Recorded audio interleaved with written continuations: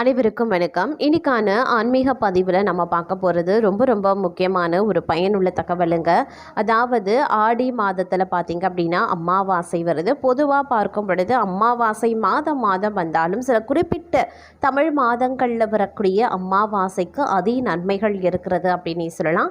அந்த வகையில் பார்த்தோம் அப்படின்னா தற்போது ஆடி மாதம், புரட்டாசி மாதம், தை மாதம் போன்ற மாதங்களில் வரக்கூடிய அமாவாசைக்கு அதிசக்தி இருக்கிறது அப்படின்னு சொல்லலாம். அந்த நேரத்தில் நாம் செய்யக்கூடிய விரத வழிபாடுகளாகட்டும், பரிகாரங்களாகட்டும் நமக்கு உடனுக்குடன் நன்மையை வழங்கக்கூடிய வகையில் இருக்கிறதுங்க. அந்த வகையில் பார்த்தோம் அப்படின்னா தற்போது ஆகஸ்ட் மாதம் 12ஆம் தேதி ஆடி மாதத்தில் வரக்கூடிய அமாவாசை. இந்த அமாவாசை ரொம்பவே சிறப்புக்குரியது. ஏன்னா இந்த அமாவாசை நாளில் பார்த்திங்க அப்படின்னா சூரிய கிரகணமும் பார்க்கும் பொழுது இணைந்து வருவது அப்படிங்கிறதுனால, அது மட்டும் இல்லாமல் அமாவாசை நாள் அப்படிங்கிறத நாம் முன்னோர்களுக்கான வழிபாட்டு நாளாக பார்க்கப்படுகிறது. அந்த அமாவாசை நாளில் நாம் என்ன செய்யலாம், என்ன செய்யக்கூடாது, அது மட்டும் இல்லாமல் அமாவாசையில் நாம் காலையில் எழுந்தவுடனே நீராடுவது அப்படிங்கிறத விளக்கமாக வச்சுருக்கோம். தினமும் நாம் நீராடினாலும் கூட அமாவாசை நாளில் நாம் குளிக்கக்கூடிய நீரில் சில பொருட்களை கலந்து நாம் குளிக்கக்கூடிய பட்சத்தில் அது நமக்கு அதி நன்மையை வழங்கும் அப்படிங்கிறது ஐதீகங்க. அந்த வகையில் நாம் இன்னைக்கான வீடியோவில் அமாவாசை அன்று நாம் குளிக்கும்போது அந்த நீரில் கலக்கக்கூடிய பொருட்களை பற்றி தெரிஞ்சுக்க போகிறோம். அது மட்டும் இல்லாமல் ஆடி அமாவாசை பற்றிய பல சுவாரஸ்யமான தகவல்களையும் சேர்த்து பார்க்க போகிறோம். ஸோ இந்த பதிவு உங்களுக்கு மிக பயனுள்ள விகிதத்தில் இருக்கும். வீடியோவை ஸ்கிப் பண்ணாமல் கடைசி வரைக்கும் பாருங்கள். வீடியோக்குள்ளே புகிறதுக்கு முன்னாடி இது வரைக்கும் நீங்கள் நம்ம சேனலை சப்ஸ்கிரைப் பண்ணலை அப்படின்னா உடனே சப்ஸ்கிரைப் பண்ணிக்கோங்க. அப்படியே பக்கத்தில் இருக்கக்கூடிய நோட்டிஃபிகேஷனுக்கான பெல் பட்டனையும் ப்ரெஸ் பண்ணிக்கோங்க. சரி நேயர்களே, வாங்க வீடியோக்குள்ளே போகலாம். பொதுவாக அமாவாசை அப்படிங்கிறது நாம் மாதம் நம்மளுடைய முன்னோர்களுக்கான நாளாக நாம் கடைபிடிச்சிட்டு வரோங்க.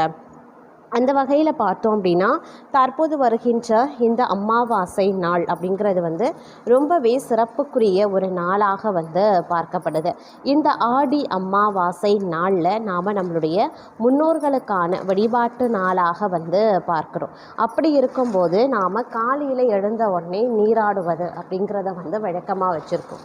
அதிலும் இந்த ஆடி அமாவாசை அன்று நாம் காலையில் எழுந்ததும் பார்த்திங்க அப்படின்னா நமக்கு அந்த குளிக்கக்கூடிய தண்ணீர் இருக்குது இல்லையா, அந்த தண்ணியில் பார்த்திங்க அப்படின்னா சில பொருட்களை சேர்க்கலாம். அதாவது என்ன அப்படின்னு பார்த்திங்கன்னா கல்லுப்பு கொஞ்சமாக ஒரு ஸ்பூன் அளவுக்கு கல்லுப்பும், ஒரு சிட்டிக்கு அளவுக்கு மஞ்சள், ஒரு 2 துளி பார்த்திங்க அப்படின்னா எலும்பிச்சை சாறு, இது 3ஐயும் சேர்த்து நாம் குளிக்கும்போது நமக்கு பார்க்கும் பொழுது நம்மளுடைய உடலில் இருக்கக்கூடிய எதிர்மறை ஆற்றல்கள் அனைத்துமே பார்த்திங்கன்னா வெளியேறி பாசிட்டிவான எண்ணங்கள், நேர்மறையான எண்ணங்கள், நேர்மறையான அதிர்வுகள் நம்மை சேரும் அப்படிங்கிறது ஐதீகம்.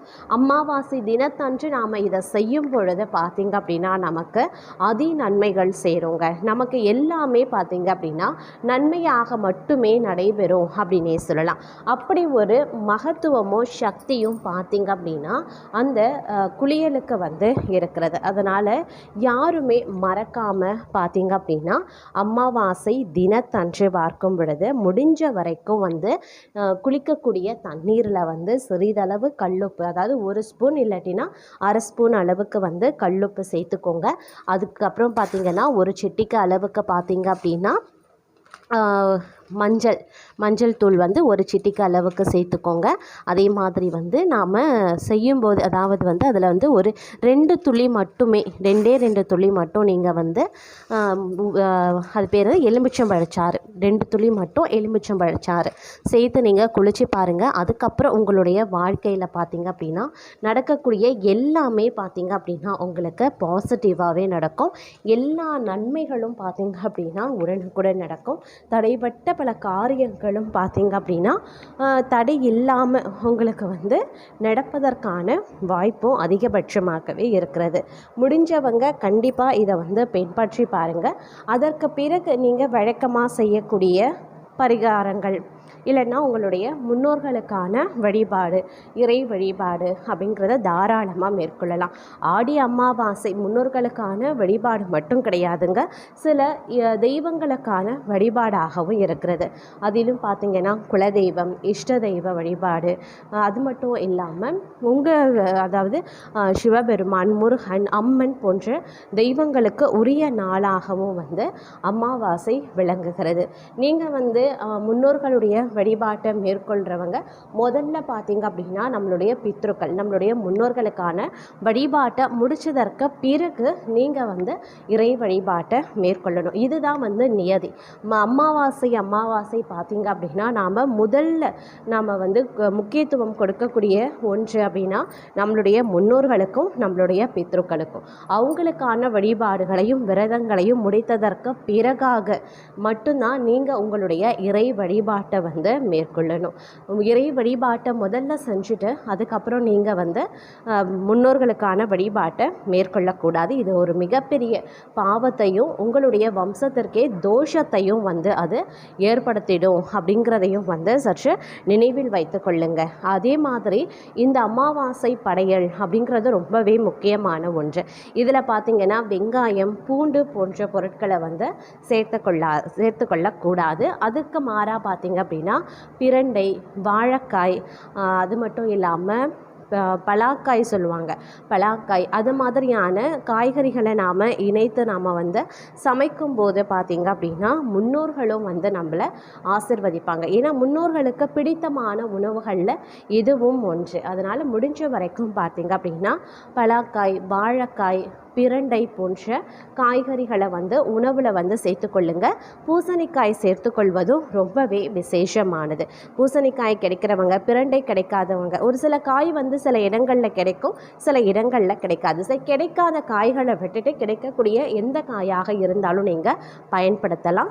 அதில் குறிப்பாக இந்த 4 காயில் ஒரு காயாவது நீங்கள் உங்களுடைய முன்னோர்களுக்கு படையலில் வைக்கும்போது அவங்களுடைய ஆசிர்வாதம் உங்களுடைய வம்சத்துக்கே கிடைக்கும் அப்படின்னே கூட சொல்லலாம். அதனால இந்த ஆடி அமாவாசை ரொம்பவே விசேஷத்திற்குரிய ஒரு அமாவாசைங்க.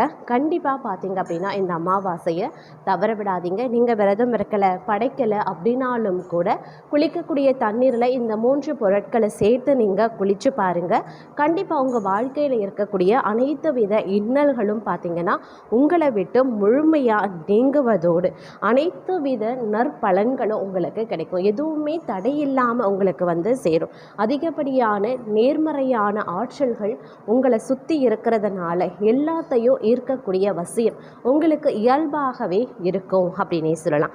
அந்த அளவுக்கு பார்த்தீங்க அப்படின்னா இந்த குளியலுக்கு மகத்துவம் இருக்கிறது. அதோடு இந்த அமாவாசை ரொம்பவே சிறப்புக்குரியது அப்படிங்கிறதுனால உங்கள் குடும்ப வழக்கப்படி நீங்கள் உங்களுடைய விரதங்களை மேற்கொள்ளுங்க, தவற விட்டுடாதீங்க அப்படிங்கிற ஆன்மீக தகவலோடு இன்றைய பதிவை நாம் நிறைவு செய்து கொள்ளலாம்.